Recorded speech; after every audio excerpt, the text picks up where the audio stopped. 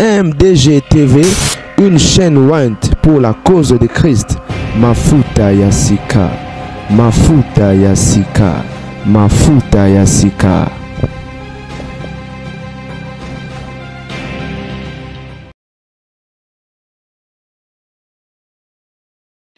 Moto MDG TV Mafuta Yasika. Nsama mwana papa mola ngai bino cadre ya actualité to lisusu lelo bandeko babolingo opesa basango opesa conseil kande to mesana bandeko babolingo moto so continue kopela entrepreneur na Pasteur Mike Kalambai. To si to beti mama solo to sali ba émission concernant les naibité.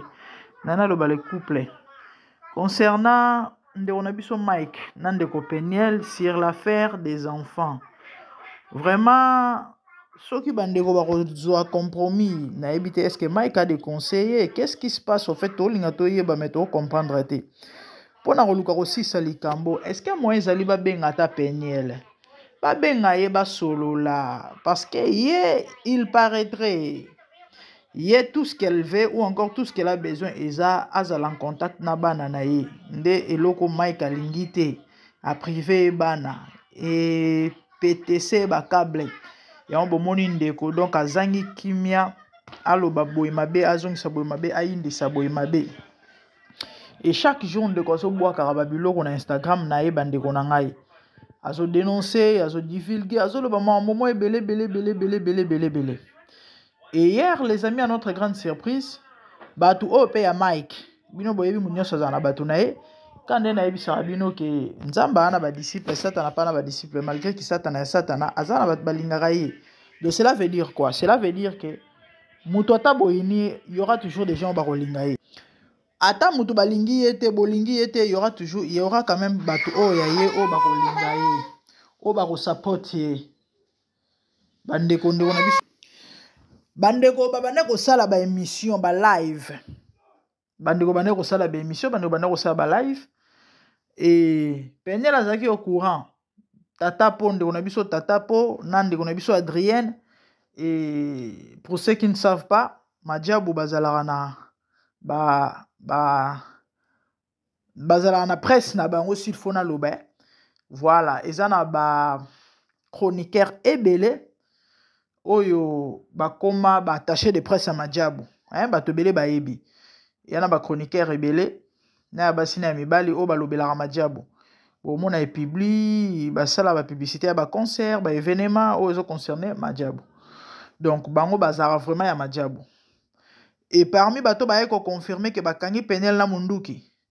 Et ils appellent ba chroniqueuse oyo ya Madiabou. Gospel na otanga ko ba kombo te bato ba yebi bango o ba ki confirmer la chose en disant qu'effectivement bakangi Peniel na munduki. Aza mwana mwasi moko ya mutu anyokola Mike Kalambai. Donc bref na mukuse bandeko wana baneko sala ba live na bango hier. Et Peniel a basculé na Instagram na ya komi message alobi na Mike loba na batu na yo batika kombo na ngai sino te nazobimisa liste ya bamakango nyonso ya yo to basi nyonso banda kolala o nga na yebaki panda ke ngano tozalaki na ndako ya na ndako moko. C'est comme ça likamo bandaki ndengo wana. Et tellement live ekatana kite nde na kanda na Peniel ayeko bimisa liste o alobi ke o eza na ngoka eza eloko te par rapport à bakombo misusu. Et na liste wana bandeko tomoni bakombo ya oyo batu oyo déjà basoupçonnaka batu balobaka ke bazalaka to pe bazalaka bamakango ya Mike Kalambai. Bandeko toza na réseaux sociaux na olobaka makambo toyokaka donc ebo tenir nga vraiment rigueur te mosala ki YouTube mama yango. Ah oui. Et mais ce qui est vrai bino boyebi soki mère ayo koloba seki ya koloba ezali biso toyaka po topesa conseil tolobi na bino makambo ezoleka et puis na suka totei atangi bakombo ya parmi bakombo oyo eza déjà na batu bakombo ya batu oyo batu basoupçonnaka déjà atangi bakombo pe asoname la pauvre Marie Misamu Marie Misamu ndani nyoko mana kunda mama atangi komba Marie Misamu atangi kombo ya Lina Movaro ayayaya mambo za minene Lina Movaro na obeta masolo Lina Movaro te pardon yero liangai Lina Movaro au fait na cheka parenthèse bo ba yebi bete namoni awa Wivine Moleka a masqué yango akomi il faut zakanga pour décoder yango na Wivine a cheka WI et puis NE et puis na Moleka cheka M na O na A suka de faut zakanga pour comprendre que ça Moleka Wivine Moleka Deborah Lukalo Bijou les Cannes Dallas Sazana Dallas et Naweza Biringanine congolaise Dallas boyko zala bato este Lili Ramazani Dallas Yvette Kalombo wana toyebi Merveille Lumo Maine Joël Ntumba wana toyebi Sandra Mboyi Esther Akawa la chantre Farah Mac Canada Vanessa Matanda alobi elle était mineure à l'époque donc vraiment kabanda ko pas kota mineur bon à peine elle pas alinga etanga za mwana muke azali na moins de 18 ans Tania Kiboko zanan pour kombo Kiboko ndeko Mariam ndeko couple bondo Mati Galombo boya Mati toyebi Mati il paraîtrait azalaka fiancé à Mike Batu bayebi Mati te Mati azalaki chantre na groupe ya Mike Kalambai akena Lubumbashi abala tant Mike abandaka penza batu ya Shekina ya Tongo comme groupe ya Mike za Shekina voilà bato penza ya Tongo batu bayebi Mati abandaka koyemba pe bien boy asala dio moko na album ya liboso ya Mike comme non ezala nini eza likambo ngolu eza nzembo mo ezala na lingango mingi oui, je crois que ton amour envers moi, c'est plus qu'une maman pour son bébé. Et l'homme bon, baby, eza likambangolu album Mike ya liboso ya kala penza. Tu fais ma sentinelle, nalinga diona makasi depuis que je l'ai trouvé. Plus en vivre de revivre comme jadis. Bon, il paraîtrait azalaka fiancé ou encore proposante ya Mike Kalambai. Mike kandenga mesana au plaqué basi. Et à tout à pratiquer nae ndena ba déception na fiango pa kinane obala na Lubumbashi akenda nae et Matika Lombo arrêta lokwa ya pesa mon passage Karine Moyanzi Linda Bukasa Jariel Lekam OK nani sikoto solo là to ça analyse yana batu musu balobi azolo ba maamba solo yana batu musu balobi azokosa na yoki même batu bake plus loin balobi ke tondima qui mettant ka tangi kombo ya Sandra Mboyi to monika okosa pourquoi parce que soi-disant Sandra Mboyi ba la vierge ya oli kambo ki virginité ça commence à m'énerver bino bozala ki ba témoin bino bosimila ki Sandra Bougie tango bana ko dévierger to ndenge nini et puis je trouve ça un peu na habité mais mo bala Sandra comment toi tu veux passer des émissions ya lo bagano bala moi sinon vierge c'est quoi cette histoire bande rolika mona virginité batu balobi ka lobi ne mamba solo mettons ka kena Sandra Mboyi kosi parce que Sandra bala vierge ensemble le Congo bande rona ngai pourquoi ngane o sa analyse na bakomo na tangeli bino et il y a des noms soupçonnés déjà avant penela tanga toyoka tel que ba Yvette Kalombo ba Mati Kalombo et bakomo misusu tanga miwana avant même ba Marie Misamu tobi ba masolo wana betama ya Marie Misamu toyebi betama na circonstance ya apparemment ye mutanda ko initiaka ba bandeko misusu eza masolo betama kala na réseaux sociaux ngate muneko bandango ana ko initier tel que au fait batu nyonso ba chantre nyonso oboyebi ba sala featuring na Marie Misamu et bon constater ba lata ba pembe bato ba ya ko dénoncer bato ba occultisme et consort bato ba loba makambo ngate on est à code vestimentaire et puis les alaka comment on dit ça adhésion tant au côté si dans monde dans tout ça et en dépit ba mamunyo so il faut bosala ba cérémonie consort il faut et tout en payer et ça lema toyebi asala featuring na ndeko na biso Mbie, toyebi asala featuring na ndeko na biso Kalambai, yawe toyebi et tout en esalema. Bon, wana ya babilo loba maloba maka déjà. To tangi pa mala bakombo awa o toyoka déjà va Peniel loba. Sikoyo Peniel ndenga yeko loba ngoto loba nini confirmation. To parce que mingi ezana ba loba peno bazo kosela maika makambu sikoyo to loba nini. Na mamango ba kosela ye neti likambo Zawadi non c'est on Peniel émission parce que ba bimisi dessous ba vidéo ya Zawadi. Ba vidéo ya Zawadi bimi dessous certainement yemo muta bimisi on bande ko wana to entre parenthèses. To ya na analyse moko particulièrement parce que tolito solo la bande ko to solo la. Que dire ba kombo etangami oto yoka déjà kala ba misusu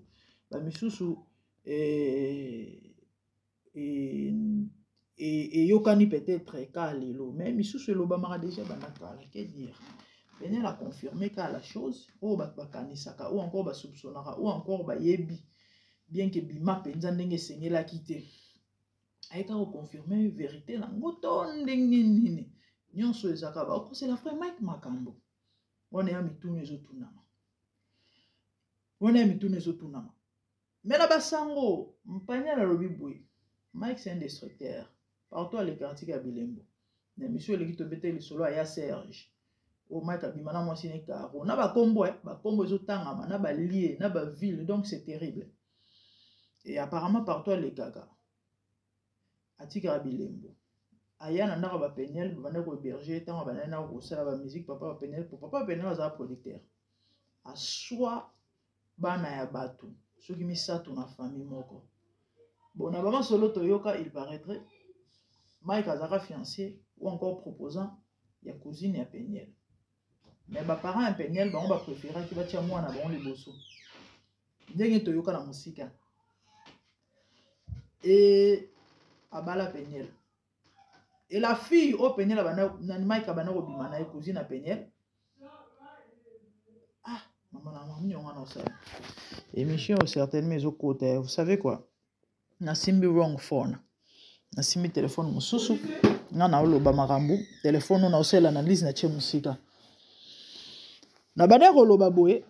Baloba ke Peniel Mike azaki fiancé ya en fait chérie ya cousine à Peniel. Ba parents à Peniel ba préféra batia mwana ba on liboso. Et nakanda wana la fille la sœur de Peniel la cousine nakanda wana yango atikara bolingo atikara Mike te nde sala ke ba continuaka na ko continuer wana nde Peniel mkolomso akanga no izaka Peniel te mto akanga bango boye bi abeta lisolo ono période abimara na sorti médiatique liboso ya koloba mamba betaka ye Mike abeta ya zong sala boye je crois bat bayebi so bato bayebi te ezalaki bazaki e pas ba parrain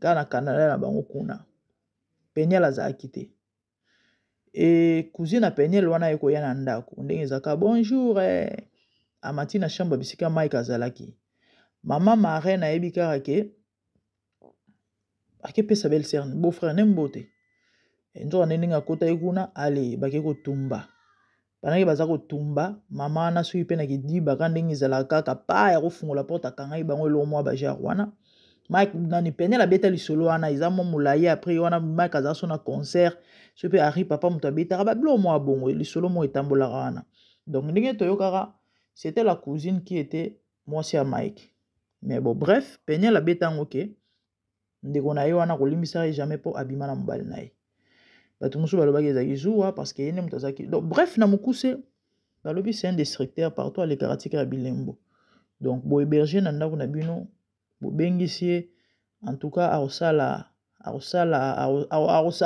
poser ba acte des apôtres sataniques diaboliques Kalambai batango bakombo etangami na ya basi ya mabala na ba parce que ye moko alobaki yango alobi so na alobi na bana kotanga bakombo awa mabala bato bele okufa na ya bakonzi effectivement Lina azali mwasi ya député moko pardon nali oloba makambo te et toyoki bakombo bamoleka kuna bref na mokuse Ah, ya Maiki.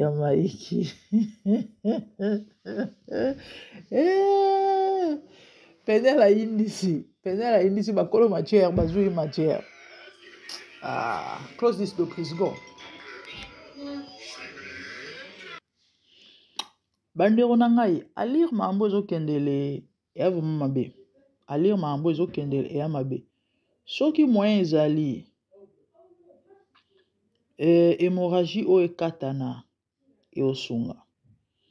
Nayebi ke eza na bato balingaka Mike, eza na bato basolaka na Mike, eza na bato bazalaka na Mike. Oyo mpe bazomona mambo ezoleka. Oyo mpe na kidiba par accident eko arrivé mpe bakoti mpe na baémission na biso. Est-ce que moyen ezali bobenga Mike asisa likambo? Parce que le problème c'est quoi? Boyebi frère Mike toyebi aza mutu makasi a s'en foutiste aza tete. Mais mamusu eza mamba beta ba karaté. Mamusu mamba beta ba karaté parce que il s'agit à personnalité na ye. Et image na ye. Peut-être bon le bakena oui a messana c'est vrai mais ba messana na mabete.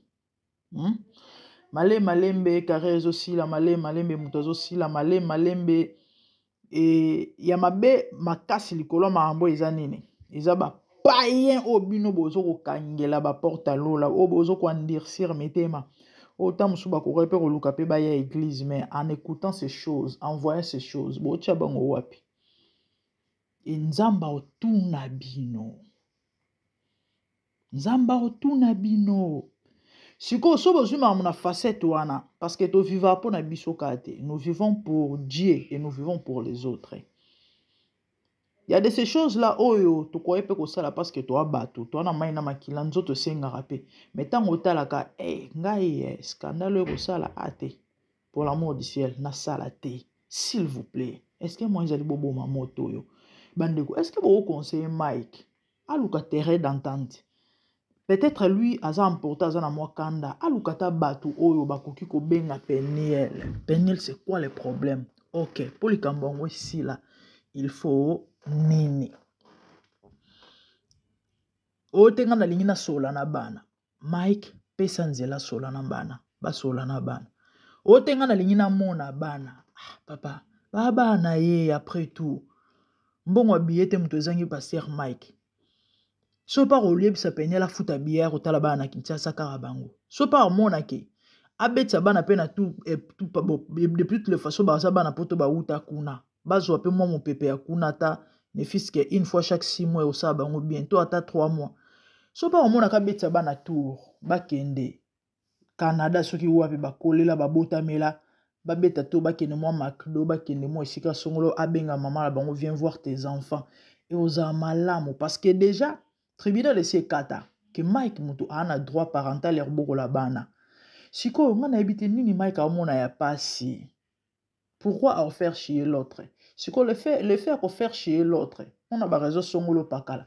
Ne mutu esala ke ebimisa ba makamo susu neti ba biloko ya boye. Ba biloko neti ya boye. Bo mona teke mabe.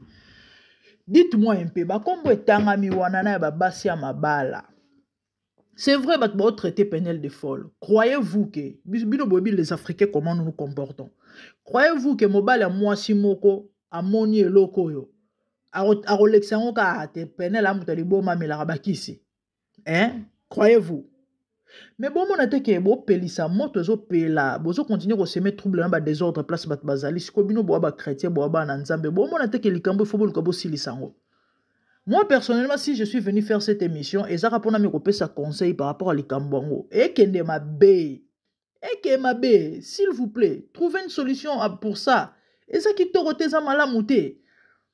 Et ça bien te. Oh, n'habitez pas, ça bino, tonine. Et non, l'homme pour nous aussi, et ça facile.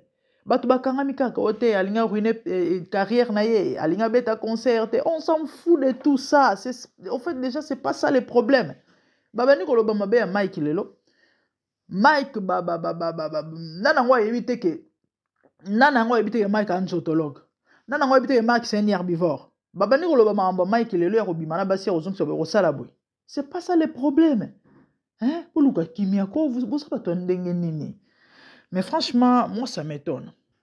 Année passée, ngana sela on kuto émission. Ngana sela on kuto émission.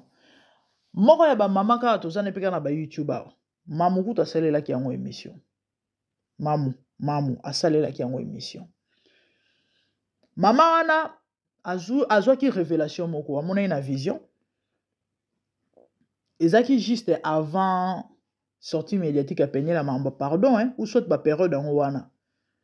Mama na moni Peniel allié à luka réconciliation na Mike. Bizarrement akuta ki Mike na Sandra Mboui. Maman nazo yebisabino eza na réseaux sociaux. So bokei na chaîne na maman Micheline Koutien, bobetika Micheline Koutienza TV. Ou soit bato balandara mamu international. Baroye ba maman sala émission o. Ngana sala ngo mena zo ka tante. Maman ana azwa ki révélation. Peniel a yaki se réconcilier na Mike. Akuti Mike na Sandra Mboui. Azolo bana Sandra abima na ndaku na ye. Atika mobali na ye. Siko lelo otoyoka Sandra kombo ebimi na liste ya makambo. Vous allez dire quoi? Est-ce coïncidence? Est-ce ka ba fondé kande ba mesana kokose na Mike Kalamba makambo. Au fait bozo ebate ba biloko bozo luka ba mamunini ezo créer parce que tout le monde a une façon de voir le ya komona mamunenge mokote hein. Ba tunyo subana ba conception mon côté.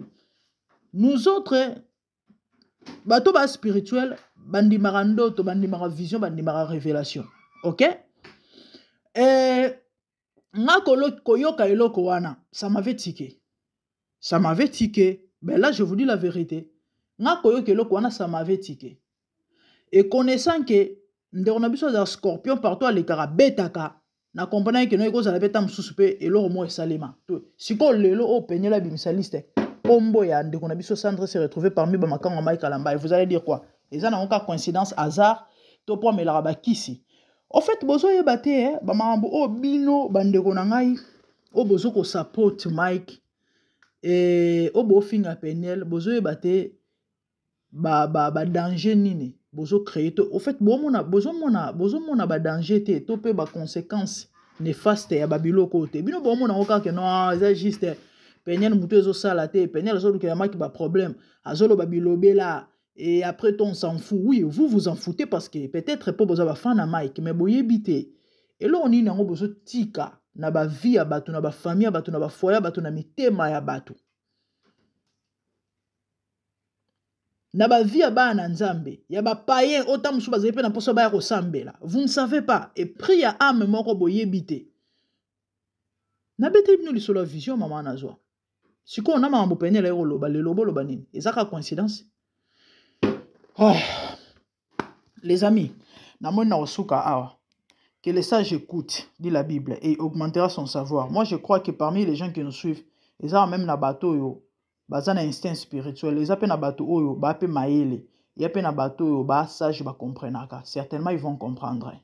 Certainement, ils vont comprendre. En fait, il y a beaucoup à dire. Quand on est dans le messana roloba, mais plus tozo koba to développer. Bon, ça permet à tout le bagnon sauter problème te mettre to mécarolobe essentiel.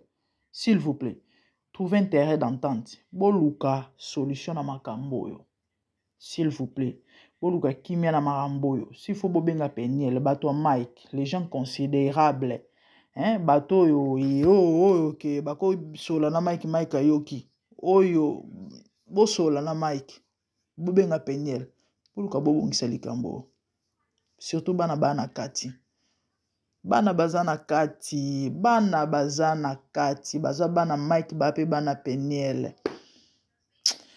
Ah, na ebite nzambeka muto ayebi.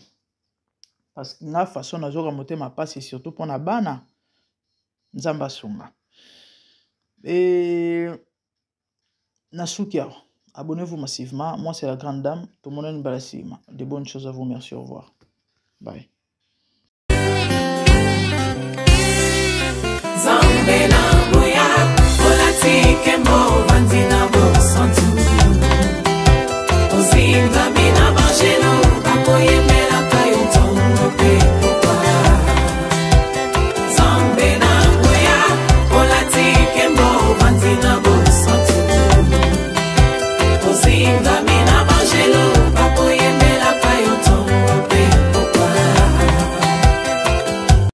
MDG TV, une chaîne Went pour la cause de Christ. Mafuta ya sika, mafuta ya sika, mafuta ya sika.